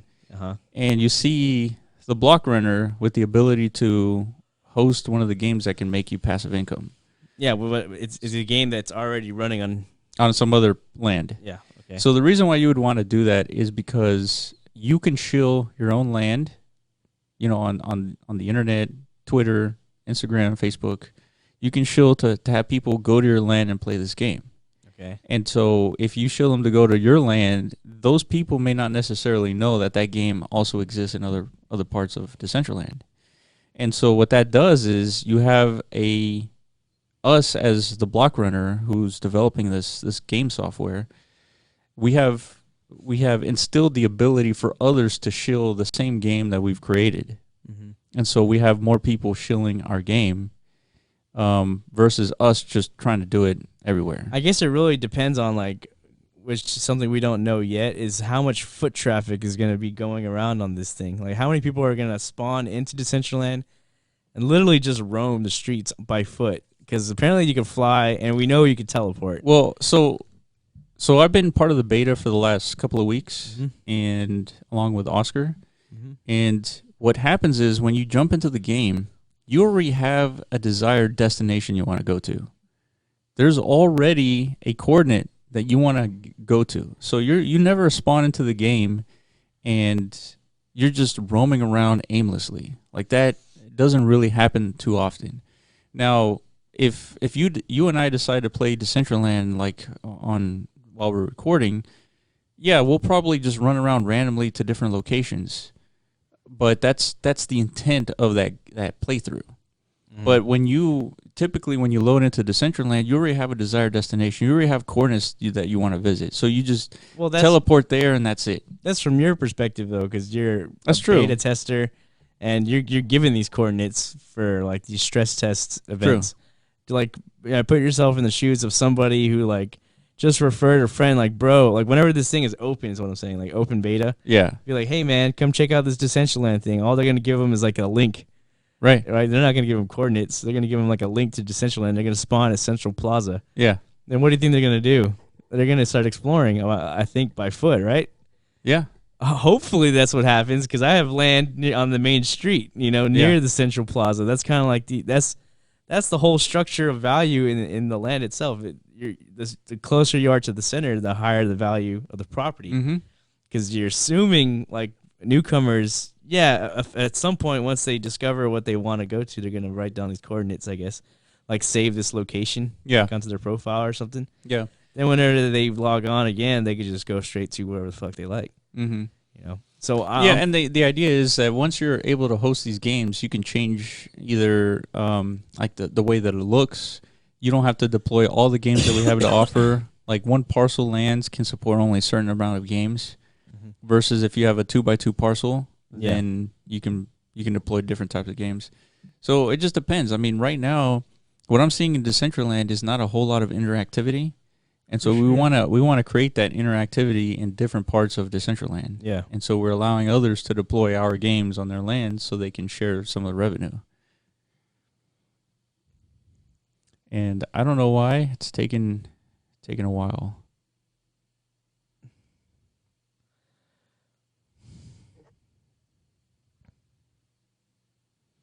I don't know. This thing might not load, man. Is there ever like a case where I think there is? It's hard to say because we only have one game right now. But I guess the goal is to have about 4 or 5, right? Because we got a 5-store structure out there. So there's plenty of real estate remaining to expand on already. The way I view these games is like essentially you're creating like pinball machines in a way. Like each game to me represents like a specific pinball machine or like an arcade type game, and what you're gonna do is like distribute them around Decentraland, just like a pinball manufacturer would. Yeah, they're everywhere. Yeah, like there's pinball machines in CC's. That's right. There's pinball machines at the movie theater or something like that. And they're the exact same ones, exact same games. Yep, but in different locations because obviously you can't teleport in real life to go play these motherfuckers. Yeah. You know what I'm saying? So that's how I kind of relate it to. Yeah, that's true. That's a good analogy. Yeah. So it makes sense. Like again, if I really wish you couldn't fly in this thing, man. I don't know. I don't agree with that whole flying. There's ways that we can control like the fact that the ability to fly won't affect our games. Oh no, but I just mean from like a world perspective. I see. I agree with that. I don't think you should be able to fly. I mean, yeah, I get the idea of like trying to make this thing like a wonderland. Like you said, you don't want it to be our land to be like geared towards realism. Yeah. You want it to be like the opposite, just like fantasy, like ridiculousness. Yes. Like what it's a virtual world. Why not get fucking crazy with Ready Player One? There's nothing but ridiculousness in that scenario. It's true. But but flying, I think it's gonna limit the effect of like exploration. I feel like. I mean, it's gonna make it nice so you can get from point A to point B a lot quicker, but you're gonna miss out on the whole. Yeah. You know what I mean? Yeah. You're gonna miss out on a lot. Well, you're just gonna fly over everything essentially. Yeah, and you can't really see far into the game, so flying it may not even benefit you that much, and it takes a little while to load everything too. Yeah. Well, and flying is not like a for sure thing, is it? I think there's still. I don't think it's a for sure thing either. Okay, let's hope it doesn't get implemented.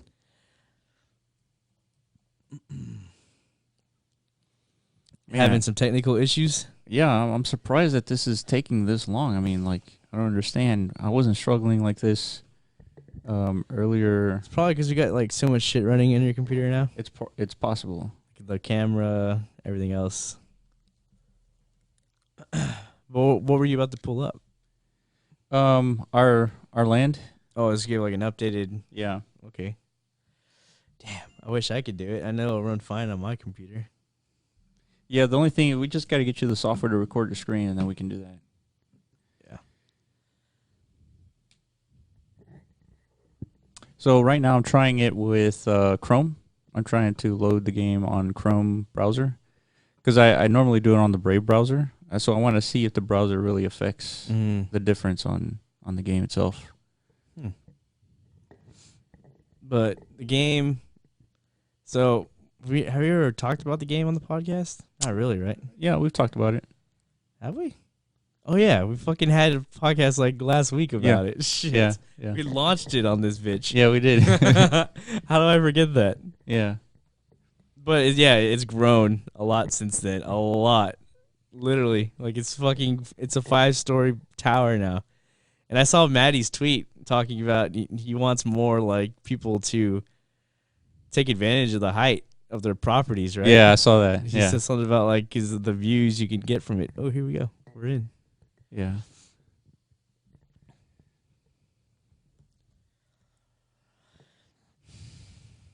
So obviously, all this green shit, you probably won't see.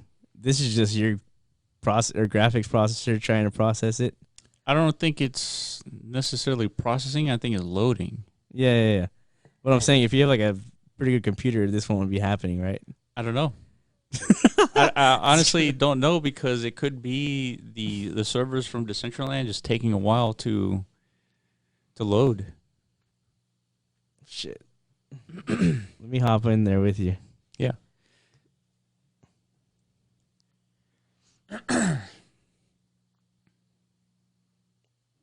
Already. Connection was interrupted. Oh, nope, there it goes.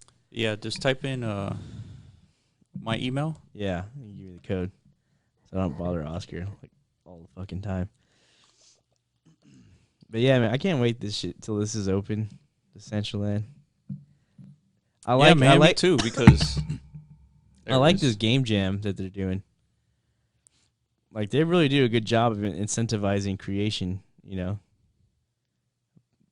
with all their contests and stuff. Oh yeah.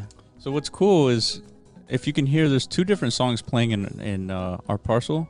Yeah. And that's because this guy has a song that's playing, and then we have our own song that's playing. So you can actually turn off our song just by clicking on this little interface here, and then go back into playing. So the good thing is this song only lasts one iteration. Yeah, it doesn't loop like ours. Yeah, it doesn't. But and so look at this, dude. I'm leading. Oh, you fuck, dude. 19 hours ago, man. Who the hell only got 1, dude? You suck. Like, did 1 and bailed. Yeah. So there's people playing. Mm-hmm. There's 4 people. Yeah, there's 4 different people. But actually, the guest numbers change every time. Because I was a different guest number, I think. I can check right now. Let's see if I'm still 529 here. Nope. Uh-oh. But I remember this. So I'm usually, let's actually try it. But this guest thing, this is just because it's eventually supposed to be like your unique name, right? Eventually it'll be the handle. Yeah. Man, it's still, it's definitely my computer, dude. Oh yeah, I know it is. 100%. Are you in it, or what's up with yours? I'm stuck on the loading screen. Decentraland. So let me talk about. Let me refresh. Let me talk about what we're doing here. So, okay, hold on. Before you do that, can you give me your email? Yeah, it's will@thebblockrunner.com. Okay, that was easy enough. Code me.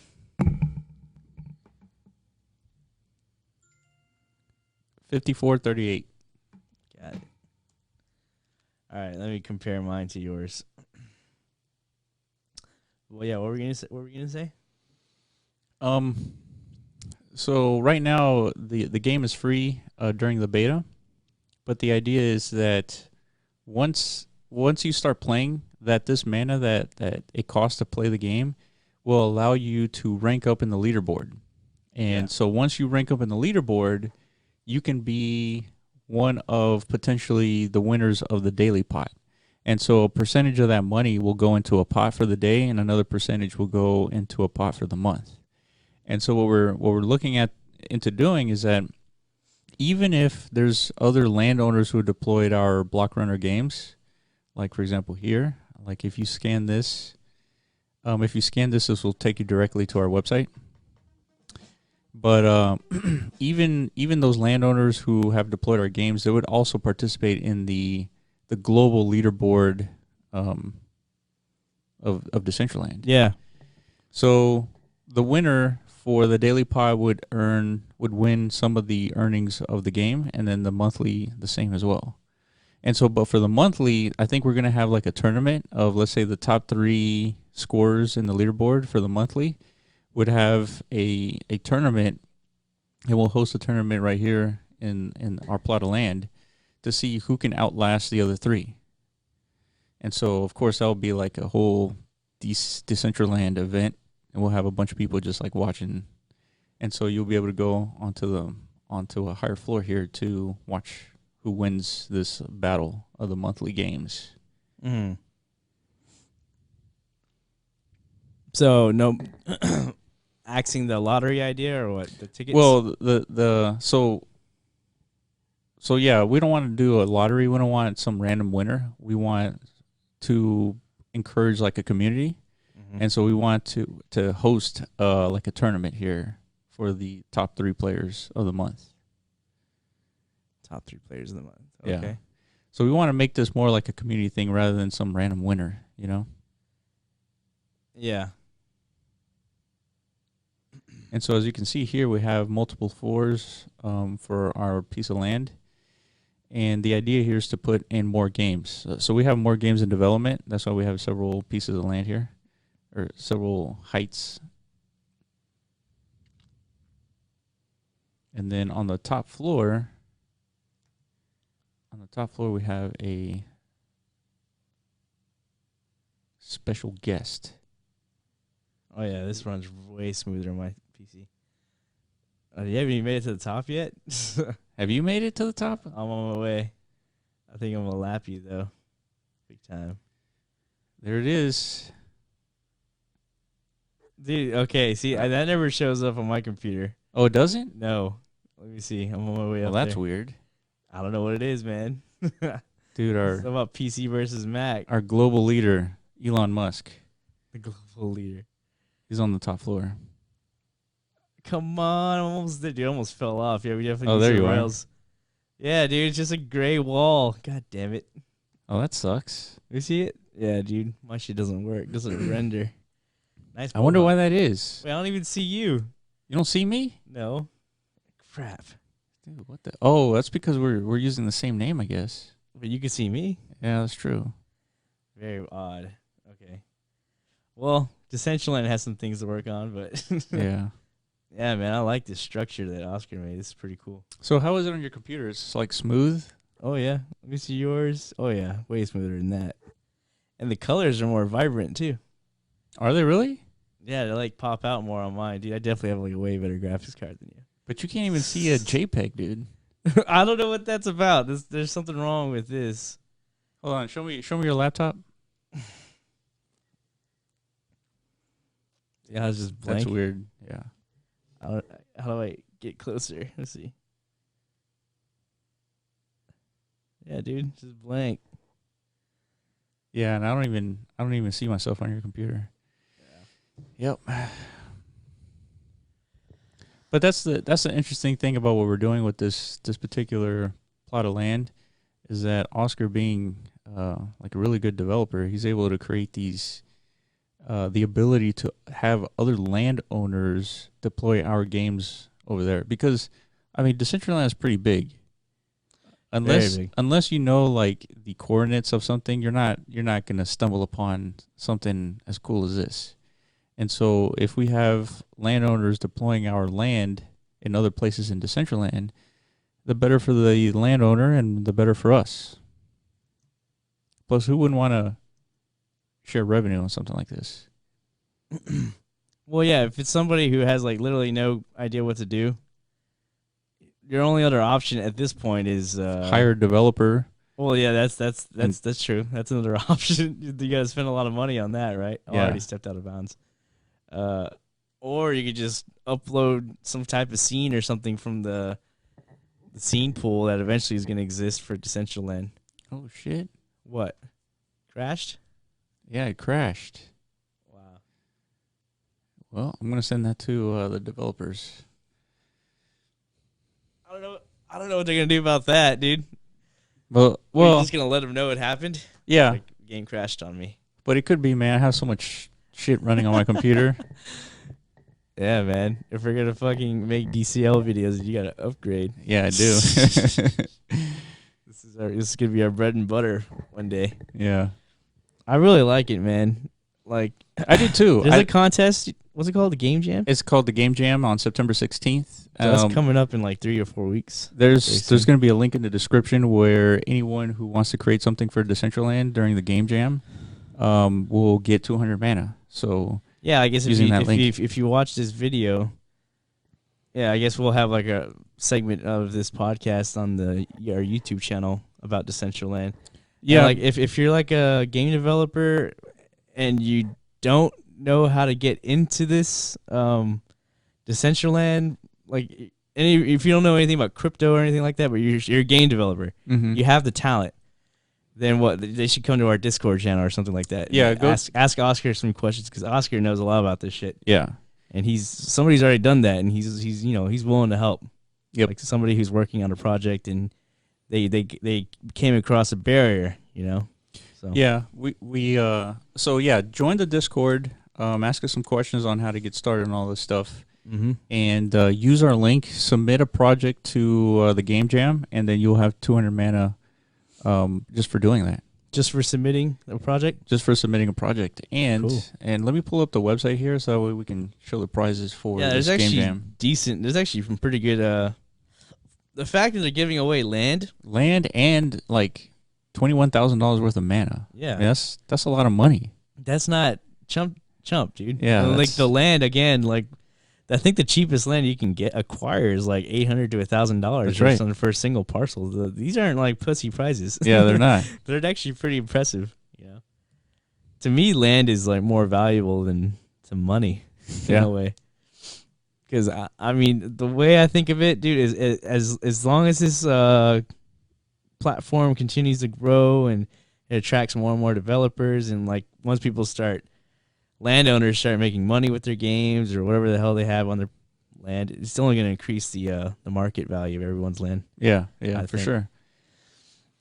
It's like starting a new city, man. Yeah, I want to see some more interactivity. I don't want to see like scenes. I don't want to see scenes anymore. Like, there's what are you telling people to do in these scenes? Like there's got to be some more interactivity. And I'll tell Decentraland too. Like, they need to figure out ways to encourage like custom development, custom resources that other game or landowners can use. Like, for example, if we build this thing where we can have landowners host our games, well, we take that code and make it available for other Decentraland developers, and then they can build stuff that allow other landowners to either monetize or do something with their land.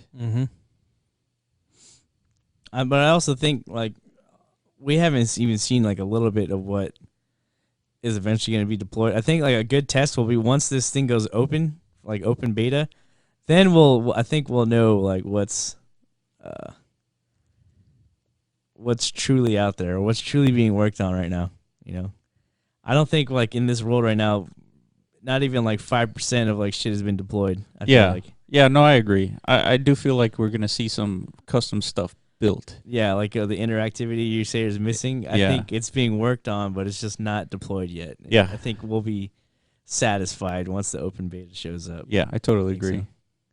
So here are the rewards that you get for winning this game jam. And so first place is 350,000 mana, which is roughly $21,000, plus you get to win land. Second place is 200,000 mana, which is roughly $12,000 plus land. Third place is 100,000. That's roughly $6,000 plus land. And then there's prizes for 4th through 10th place at 50,000 mana, and 11th place through 20th, 25,000 mana. Yeah, and the fact, wait, hold on. 1,000 mana plus land per qualifying scene. Yeah, the fact that they're giving land to everybody is awesome. Yeah, that's crazy. Which land are they giving out? Well, exactly. Nobody knows, right? Yeah. But to me, I don't care. If I get more land anywhere, and Decentraland is fucking awesome. You know, every parcel is valuable. You know, you can erect anything on any parcel, even if it's like in the corner of the world. You know, people can still teleport there. Mm-hmm. You know, so everything's valuable, man. So, and there's obviously resources here on Decentraland.org that you can kind of leverage, but I think the rules are you have to use the SDK 6.3 and in conjunction with their builder, which can contribute to making like something custom. What is that? Those faces. Game the Jam judges. Meet the Decentraland Game Jam. Cool. Game Jam creative educators. Sounds good. See right there, I'm a game developer, but I don't know much about blockchain. If you're one of those people listening, come to our Discord. Yes, and I guess you could find that in the description. Yeah, just know that the 3D scenes you build will be tied to one of several tokens on the blockchain. And so essentially anything that you build will be tied to a token on the blockchain, and that scene that you build for your land as a developer, that's owned by you, right? So it's not like a game asset that can just be replicated and copied. And so what do you mean? So just like for the developer that doesn't know a whole lot about blockchain, yeah, like you're building assets that you own digitally. So like, what's the asset in this case for the Blockrunner game? The whole thing? The code. The code would be the asset. So like they wrap the whole code. Like the code is what Oscar created separately on his own. I don't know how code gets made, but he did it on his own. Yeah. And then I gave him access to I gave him permission to, I guess, do whatever he wants on my land. And all he did was like copy and paste all that code into there. Is that how it works? I think through the software development kit, like you can take that code, and that code is either hosted or ran by the server that has the game.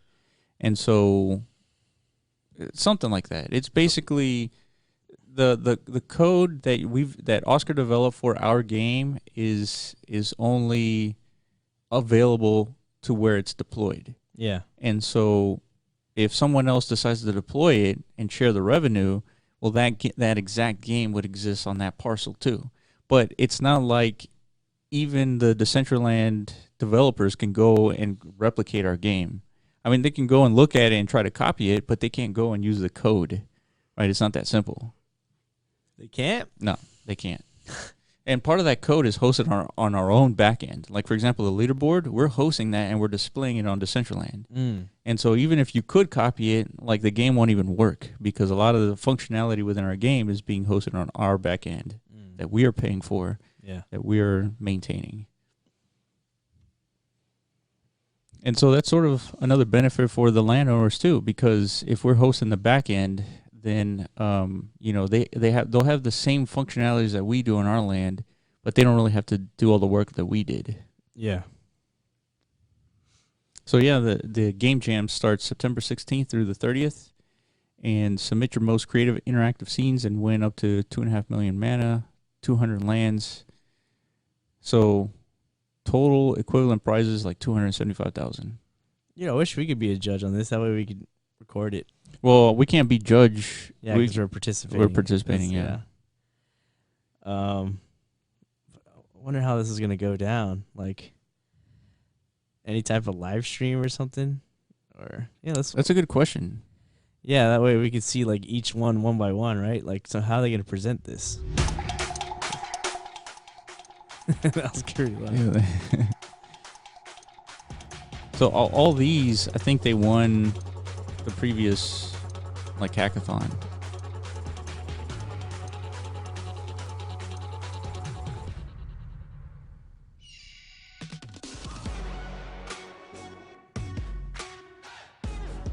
Oh, that was cool. Mm-hmm. I like that too.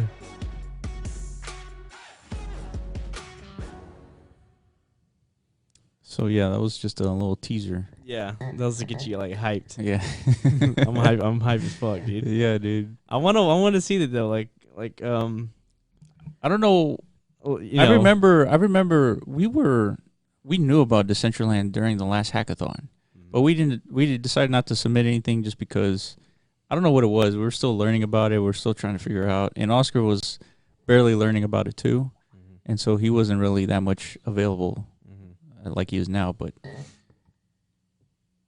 yeah, I mean, all those won some mana, and we want others to do it too. We'll do our own judging separately, I guess. If they upload all the contestant winners after the fact, and I guess we can go through them one by one and kind of like give our opinion on it and make a video that way. Yeah, that sounds like a plan to me. Hell yeah.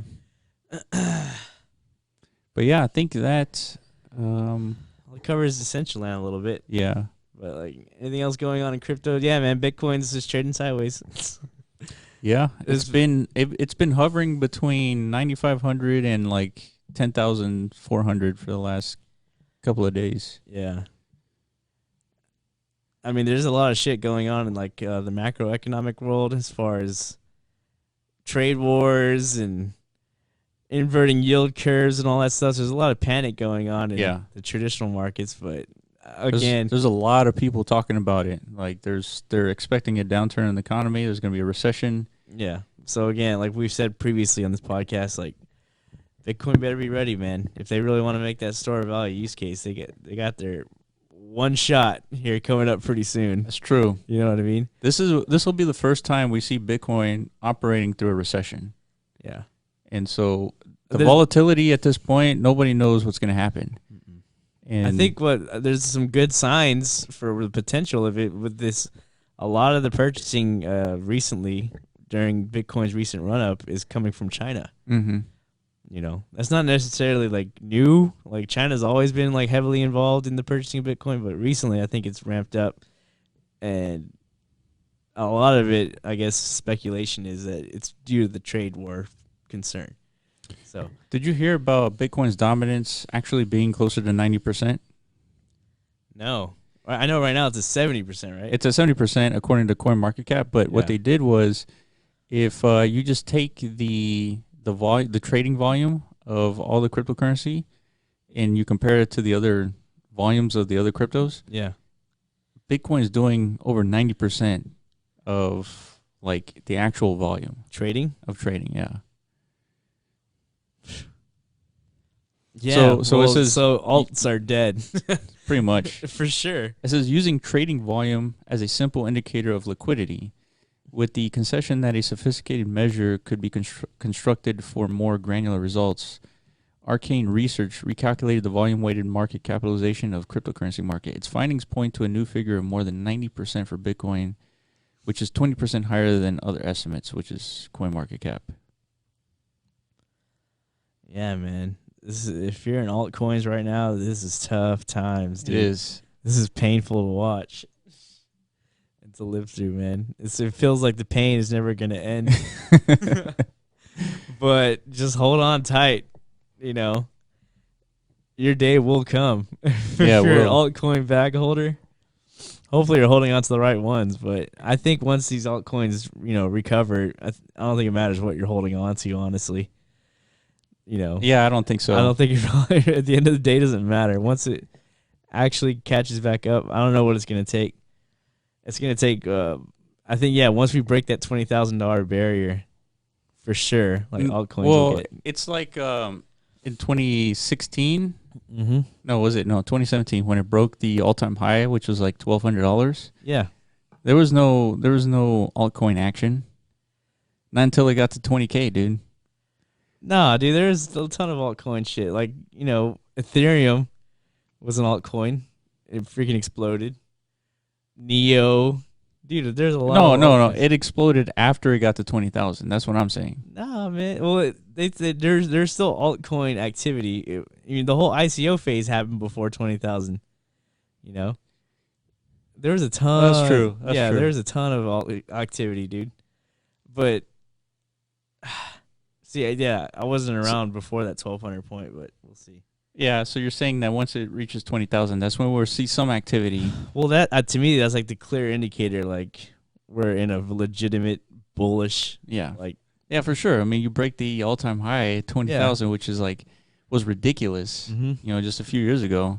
So you break that, and nobody knows where the new high point's going to be. So that's going to introduce a lot more liquidity to the market. I feel like. Yeah. FOMO will start to build again, and then people will have so much crypto money they don't know what to do with. Yeah. They'll start reinvesting it into alts. Yeah. No, I agree. It's just when is that going to happen? Yeah. That's really where the question is. Mm-hmm. And so we had Matic here go up to, almost double its all-time low? Yeah, 160. Yep. Just keep on holding, boys and girls. Yeah. Don't lose faith. Big Daddy Bitcoin's wrecking all our fun, but at least it's holding strong. Without it, everything would be fucked anyway. So we just gotta let Bitcoin run its course, and then we can start to have fun with altcoins again. For sure. Yeah, for sure. I think you're right. It's just a matter of. Oh yeah, and then Patrick Byrne apparently is about to get murdered. I don't know what's happened to that guy, but he went on the news a couple of days ago talking about how he's dated some chick who was a Russian spy or something. Oh yeah, dude. It was crazy. I was trying to make sense of that interview, but I really couldn't because he was going so many different directions with it. It was crazy. But the reason why it's relevant is because he's the CEO of T0. He has a bunch of different other crypto projects that he's the head guy for. Yeah. But he's also the CEO of Overstock, or he was until he stepped down. But yeah, he stepped down and now he was in this this scandal, whistleblower scandal. Yeah, something about how he's tied to some type of Russian espionage case or something. I'm not really sure. Yeah. But hopefully he was okay. Hopefully he doesn't get Epsteined. Oh yeah, that's scary, dude. Yeah, everyone's saying the reason why he went out publicly is to protect himself in that case. If he does die, everyone's going to know, why. But yeah. He'll be okay. Yeah. Let's root for him because, he's trying his best to push crypto forward for sure. Yeah, I mean, for a couple of years he was talking about leaving Overstock to do crypto full time, and now he finally did it. And they was one of the only retailers who accepted crypto. Yeah. Like I said, I bought all my furniture from them with Bitcoin. That's true. So he's a believer. Yeah. T0, man, security token exchange. I think they're about to open their platform to the public. Before it was just accredited investors could trade on there, but now anybody. Yeah. We need to fucking go on there one day. Yeah. So anybody can go on there, right? No, I don't know if it's implemented yet, but he said coming up soon. Right. Anybody. It's gonna be an open exchange. So Oscar said that he changed the orientation of the leaderboard, but I don't see it. I mean, because what I told him, is that you or is that him? Yeah, it's me. Okay. That's cool. You can see me now. Oh, let me jump around. Let me see. Yeah. Oh, yeah, that's pretty good. Cool. The leaderboard used to be behind the block. Oh, it's still there. Yeah. Yeah, because he showed a picture of, I guess he hasn't deployed it yet, but basically I want the leaderboard to be as big as possible. Uh-huh. and because I want like nothing to be practical, right? I want shit to look weird. Like how weird? Like extremely weird. Like right now, this leaderboard is practical, right? It's like within the game, but I want it to be huge. Well, where? Like for example, I told him that I want the leaderboard to be the same height as this tower, to be just gigantic. But that's gonna look ugly, I think. Even if it looks ugly, it's fine. As long as it's crazy. Okay. And plus, you want people to know it's like, hey, if you're a landowner, you can deploy this exact same thing on your land and start making some passive income. Dude, we should have it like just like go in circles around the property. That's exactly what I told him. It's like I want it to revolve around the property. That'd be pretty cool. The problem is like the property's built out to like the very edges of it. You can't do that. So I want like this tower. I mean, so it's okay. It can clip through it. Like it will just like go right through it. But interesting. The idea is that you kind of pull out here, or when you're approaching the game, like you can see like, oh shit, there's a leaderboard. Like you can see that from like far away. Yeah, right now it's definitely hidden for sure. You gotta like finagle your way around this bitch to get to it. Yeah, it's in the back, behind the game itself. I mean, you could definitely make it better. Just put like maybe like a pole. Giant pole all the way to the top with the leaderboard on top. See, but when you're saying pole, that's being practical. It doesn't even need a pole; it just floats there. It's true. And then eventually it'll be just revolving around the whole tower.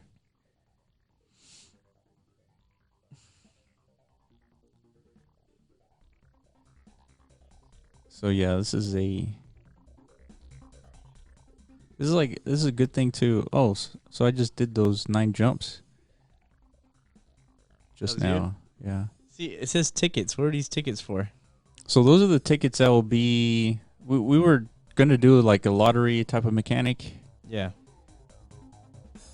But I don't know if that makes sense. We'll see. Tickets. Well, the difficulty is what? Assigning the tickets or what? What's the problem? No, it's not that it's difficult. If you have a skill-based game and you have money involved, if it's skill-based, it's not gambling. Yeah. So that's what we want to avoid. Oh, so you think like hold on. So if it's pure lottery, then it's actually gambling. Is it 100%? Yeah. Wow. Monthly pot.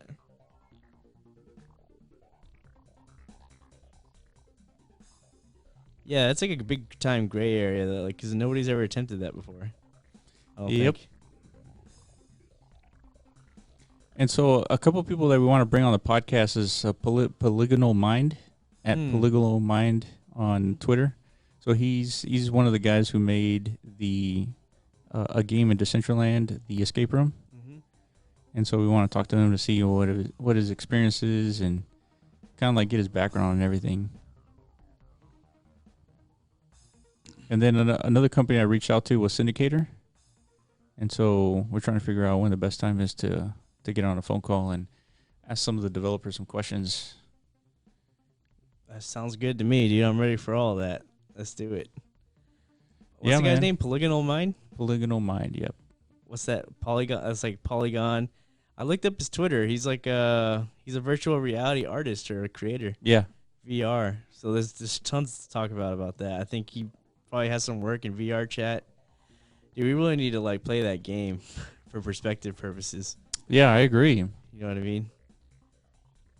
But yeah, dude, we're just gonna hop around here all day. Yeah. But yeah, just like hopping. No, this is cool though because my favorite thing about it is like it looks so drastically different than like surrounding areas. And that's what I like about it is like it's got to be ridiculous. Yeah. I don't so much like the noise flooding from like imagine if every little parcel around you had a different song going on. It's gonna sound like total. I think the way that they're gonna get around that is you can only hear the song when you're standing inside the parcel. Exactly. That's how I want it to be. If it stays like this, it's impossible. Like, and I'll show you how that's possible. Like when I'm standing outside, you don't see the heads-up display. Exactly, yeah. And then when you stand inside, you see it. Yeah. So the same thing can happen with music. Yeah.